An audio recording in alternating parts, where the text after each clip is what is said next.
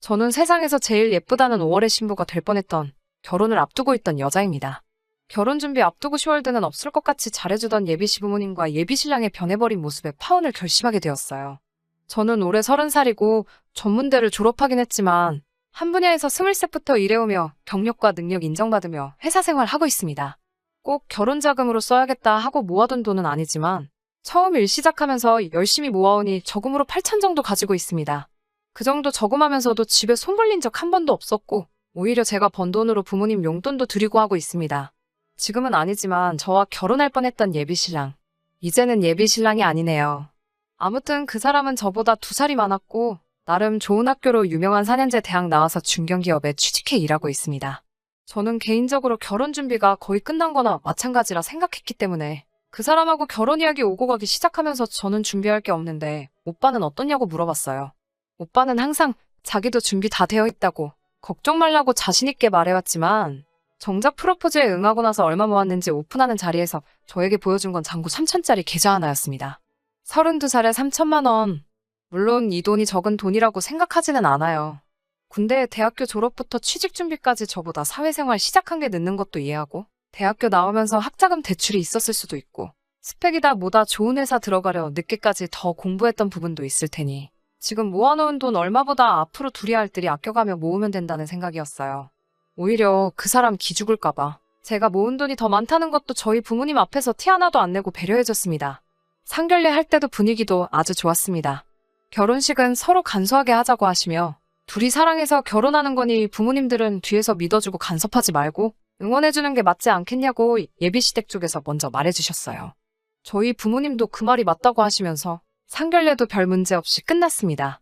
결혼 준비는 그렇게 별 문제 없이 진행되는가 싶더니 요즘 같은 전세대란에 둘이 모은 돈으로는 혼수며 집이며 아무리 열심히 알아봐도 답도 안 나오고 힘만 들더라고요.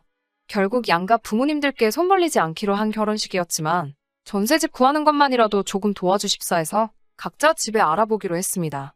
저에 비해서 그 사람이 모은 돈이 터무니없이 적었기 때문에 현실이라는 벽 앞에 부딪히니 조금이라도 지원을 받는다면 좋겠다는 생각이 들었어요.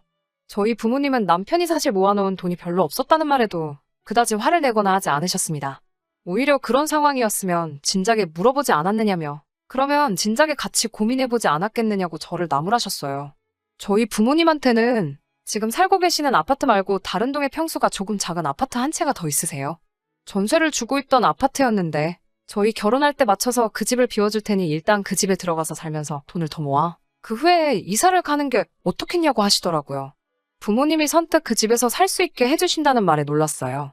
왜냐하면 그 집은 저희 오빠가 결혼할 때 주시려고 하던 아파트였거든요. 오빠도 결혼하려면 그 집이 있어야 결혼 준비할 때 면이라도 설 텐데 오빠도 당장 결혼할 생각도 없다고 하니 그때까지라도 저희 보고 몇 년 동안 그 집에서 살면서 돈을 모으라고 하네요. 그 말에 염치 없는 건 둘째치고 너무 감사하고 기분이 좋았습니다. 집 문제가 이렇게 해결되는 건가 싶어 한시름 놓게 되었으니까요. 그 기쁜 소식을 그 사람에게 곧바로 전화로 전해주려고 하다가 그 사람도 예비시댁에 물어보기로 한 게 있으니 다음날 만나서 이야기해보기로 하고 연락을 따로 하지 않았습니다. 다음날 그 사람을 만나 물어봤어요. 오빠 쪽 부모님은 따로 무슨 말씀 없으셨냐고요.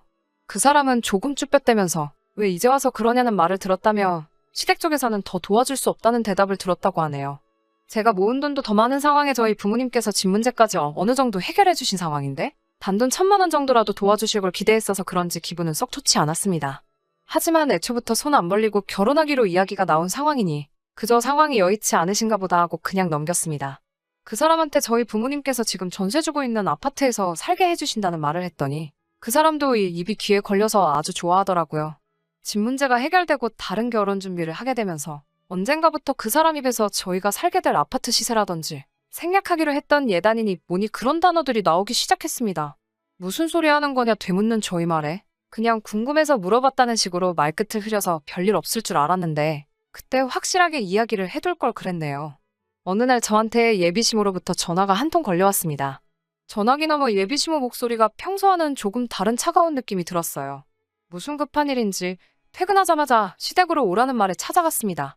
그 사람 집에 저희 집과는 완전 반대 방향이어서 1시간이나 걸리는 거리를 지하철을 타고 갔어야 했어요.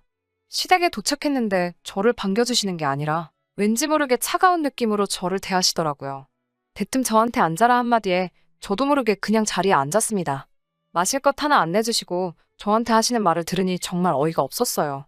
대뜸 집을 사돈 쪽에서 해주신다지? 라고 물어보더라고요. 솔직히 집을 해주시는 건 아니었지만 오빠가 결혼할 때까지 그 집에서 저희가 살게 된 거였으니 맞다고 네라고 대답했어요. 제 대답을 듣고 저에게 이어서 하시는 말이 결혼하면 원래 시댁 쪽으로 와서 살아야 되는 건데 이야기 들어보니 사돈어른 살고 계시는 같은 아파트라며? 라고 물어보시더군요. 무슨 뜻으로 하신 말인가 저는 그때 알지 못했으니 예비시모 말씀에 또 맞다고 대답했고요. 그랬더니 예비시모가 저한테 한다는 말이 자기가 그 아파트 시세를 알아봤더니 얼마 정도더라. 그러니 그 집을 정리해서 이쪽으로 집을 구하고 남는 돈으로 혼수 같은 걸 채우는 게 좋겠으니 그렇게 하라고 하시더군요. 쓰다 보니 예비시모라고 쓰기도 싫으네요. 아무튼 그 사람의 엄마가 저한테 하는 말에 저는 그런 게 아니라고. 그 집은 저희 부모님이 오빠 결혼할 때 주기로 한 집이고 저희는 지금 상황에 집 구하는 게 여의치 않으니 집을 구할 때까지 그 집에 들어가 사는 거라고. 그러니 그 집을 팔아서 새 집을 구할 수는 없다고 설명을 드렸어요.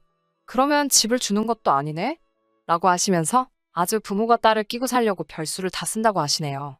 집을 해결해주신 저희 부모님께 고마워해도 모자랄 판에 지금 우리 아들을 대릴 사위로 데려가려는 거냐 하는 말도 안 되는 소리를 듣고 있자니 열이 받아서 그 자리에서 그 사람 엄마가 하는 소리 더 듣고 싶지 않아 그냥 자리를 박차고 일어나 아무 말도 하지 않고 밖으로 나왔습니다. 제 뒤에다 대고 어른이 말하는데 저 싸가지 좀 보라면서 고래고래 소리를 지르는데 솔직히 너무 열받아서 뭐라고 했는지 귀에 다 들어오지도 않았어요. 집에 오자마자 부모님께 나 결혼 안 할 거라고 말을 했더니 그래? 그럼 하지 마. 라고 대답하시며 이유도 물어보지 않으시고 별일도 아닌 것처럼 알겠다고 하시는 반응에 조금 의아했어요. 방에 들어가서 침대에 누워 씩씩대고 있으니 그 사람한테 전화가 오더군요. 어떻게 된 거냐고 묻는 말에 어떻게 되긴 어떻게 된 거겠냐고 전 궁금하면 너네 엄마한테 물어보라고 소리를 질렀더니 제가 생각했던 그게 아니고 저희 부모님이 우리한테 집을 주기로 하신 거 아니었냐고 왜 이제 와서 말을 바꾸는 거냐면서 그 집이 저희 게 아니었다는 사실에 자기한테 거짓말을 한 거냐고 어쩌고 저쩌고 별 쓸데없는 말을 하더라고요. 여태까지 제가 이딴 놈하고 결혼 생각을 했다는 사실에 화가 나서 다음날에 플래너한테 전화해서 전부 다 취소하라고 난리법석을 떨었어요. 나중에 엄마가 하시는 말씀이 그 사람네 엄마가 저를 불러서 그 헛소리를 짓거린 그날 저희 엄마와 통화를 했다고 하네요. 이런저런 이야기 나누시다가 그 집에 대한 이야기가 나왔고 집 시세를 물어보시고 나서 전화를 끊으려고 하는 찰나에 예단 목록을 보내드릴 테니 확인을 하라고 했다네요. 상견례할 때 간소하게 하기로 해서 그 사람이랑 저랑 낄 커플링 하나 말고는 딴 거 아무것도 안 하기로 했는데 말이죠.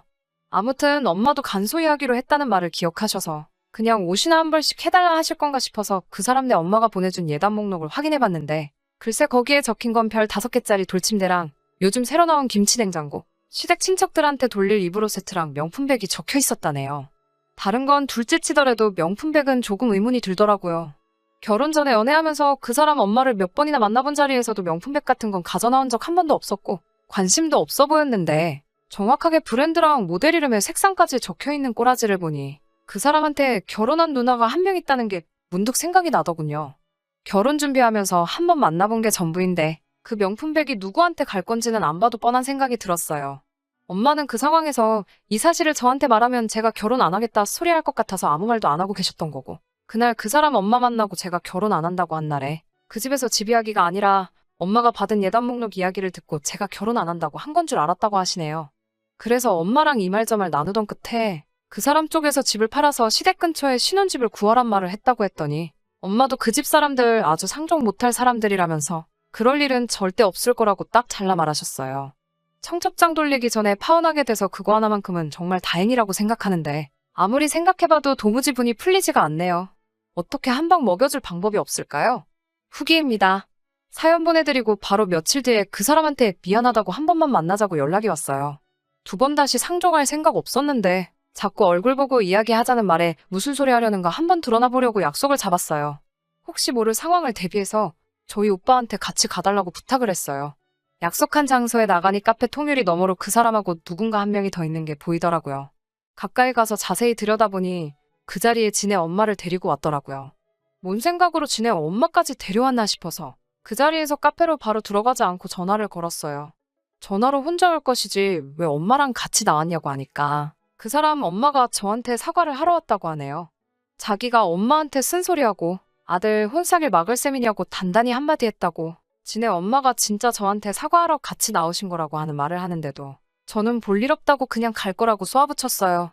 그 사람이 유리창 밖으로 저를 봤는지 그 길로 손살같이 튀어나와서 저한테 미안하다고 사과하면서 다시는 이런 일 없을 거라고 제가 하라는 대로 다 하겠다고 용서해달라고 비는데 또 그렇게 비는 모습을 보니 눈물이 찔끔 나더라고요. 제가 왜 그랬나 싶네요. 그렇게까지 비는 모습을 보니 여태 만나온 정 때문에 그랬나? 마음이 좀 흔들렸나 봐요. 결국 그 사람하고 같이 카페 안으로 들어가게 되었어요. 하지만 그 사람 엄마를 보니 별로 이야기하고 싶지도 않아서 인사도 안 하고 자리에 앉았어요. 예비 시모가 그 사람 보고 자리 좀 비켜달라고 하는데 그 사람이 싫다고 그냥 자기 있는 데서 말하라 하는데도 너 있으면 사과 안 할 거라고 막무가내로 우기더군요. 그때까지만 해도 아들 보는 앞에서 며느리 될 여자한테 사과하려니 자존심이 상하나 보다 싶었습니다. 그 사람이 자리 비우자마자 시모가 입을 여는데 왜 결혼을 안 한다는 거냐고 말하며 제가 뭐가 잘나서 늙은 사람 여기까지 오게 만드냐고 집 해온다고 지금 유세 부리는 거냐고 하더라고요. 집 때문에 우리 아들 그 집에서 당할 대우 생각해보면 제가 집 같은 거 해올 필요 없으니 시댁집 들어와서 살고 시모가 저희 엄마한테 보내준 예단에다가 시댁 혼수를 다 해오라고 하더라고요. 카페 들어오는 내내 그래도 어른인데 저한테 미안하다 사과해오면 어떻게 대답해야 하는가 생각해뒀던 멘트 하나 생각나지를 않고 불과 몇 분 전까지만 해도 남자친구 사과에 마음이 흔들렸던 제가 다 바보 같더라고요. 지금 뭔가 착각하신 모양인데 이 자리 제가 다시 잘해보겠다고 나온 것도 아니고 거지 같은 집구석하고 더 이상 얽히기 싫어서 확실히 하려고 나온 자리예요. 꼴의 아침 드라마는 챙겨봤는지 거지 같은 집구석이라는 말에 시모 얼굴이 벌개져서는 마시고 있던 커피를 저한테 던지더라고요. 저도 아끼는 옷에 커피까지 뒤집었으니 눈앞에 보이는 게 없어졌어요. 내 돈 주고 결혼해서 종으로 들어갈 일 있냐고. 좋은 대학 나오고 중견기업 다닌다고 아들이 무슨 장원급제라도 하신 줄 착각하시나 본데. 아줌마네 아들 정도 되는 사람 밖에 널리고 지천에 깔렸다고. 여자 쪽에서 이만큼 해주면 고맙다고 하고 아들 앞길 행복하기를 바라야지. 그 와중에도 그 집 거지 같은 가구며 가정까지 바꿔가면서 시댁 식모살이 시킬 생각을 하신다니? 염치가 없어도 너무 없는 거 아니냐고. 그 집구석에 앞으로 시집갈 여자 생각을 하면 가만히 있다가도 목이 막혀서 물도 안 넘어간다고. 너네끼리 앞으로도 잘 먹고 잘 살라고 하고 자리를 박차고 나왔어요. 멀리서 지켜보던 그 사람도 제가 커피 뒤집어 쓰는 걸 보고 지네 엄마한테 지금 뭐 하는 거냐며 쫓아 뛰어왔는데 밖에서 상황을 지켜보던 저희 오빠가 들어와서 그놈한테 그렇게 살지 말라고 한 번만 더 제 눈앞에 띄는 날만 생기면 재미없을 줄 알라고 한마디 하고 저를 데리고 나왔어요. 솔직히 그 상황에 너무 흥분해서 시모한테 무슨 이야기 했는지 잘 기억이 안 나지만 할 말은 대충 다 한 것 같아요. 그래도 아쉬움이 남는 게 시간을 돌릴 수 있다면 딱 시모가 커피 저한테 집어던지는 순간으로 돌아가고 싶네요. 시모 뒷목 잡을 때까지 한마디 한마디 또박또박 말해줄 수 있을 것 같아서 말이에요. 아무튼 그렇게 저는 거지근성 시댁하고 확실하게 연을 끊게 되었습니다. 이혼녀 되는 것보다는 그 전에 파혼한 게 참 다행이다 싶어요. 청첩장 돌리기 전에 이렇게 된 거 진짜 제가 열심히 살아와서 하늘이 도와준 건가 싶습니다. 긴 사연에다가 고구마가 100개 정도 있는 것 같은데 끝까지 들어주셔서 너무 감사합니다. 이제라도 더 늦기 전에 정신 건강하고 제대로 된 남자 만나서 행복한 가정 꾸리고 살고 싶네요. 그러면 사연 끝까지 들어주신 모든 분들 오늘도 좋은 하루 되세요.